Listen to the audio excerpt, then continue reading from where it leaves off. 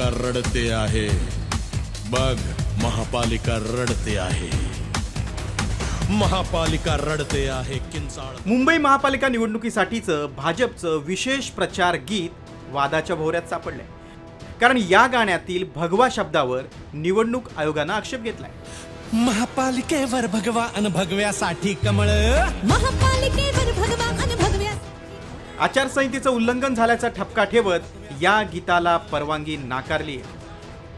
आणि त्या भगव्या शब्दावरती आक्षेप हा उचललेला आहे, त्याच्यामधल्या मराठी या शब्दावरती सुद्धा आक्षेप हा उचललेला आहे। आणि मला असं वाटतं की आम्हाला मोठ्या प्रमाणावरती शॉक लागलाय आणि त्यामुळे आम्ही आमचं स्पष्टीकरण, आमची मांडणी ही इलेक्शन कमिशन समोर ठेवलेली आहे।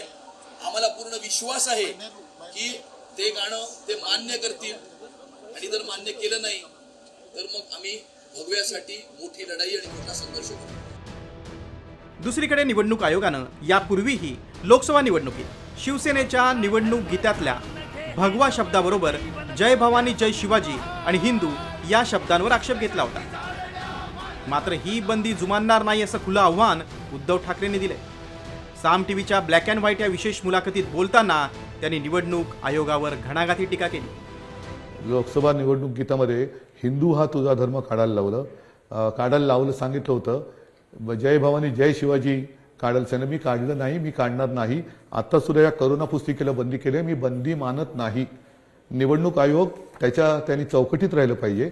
जर भगव्या शब्दाला ते करत असतील तर मोदी आणि अमित शहानी लोकसभेच्या वेळेला रामाच्या नावावरनं, अयोध्येच्या नावावरनं जो प्रचार केला त्यांना त्यांनी शिक्षा केली।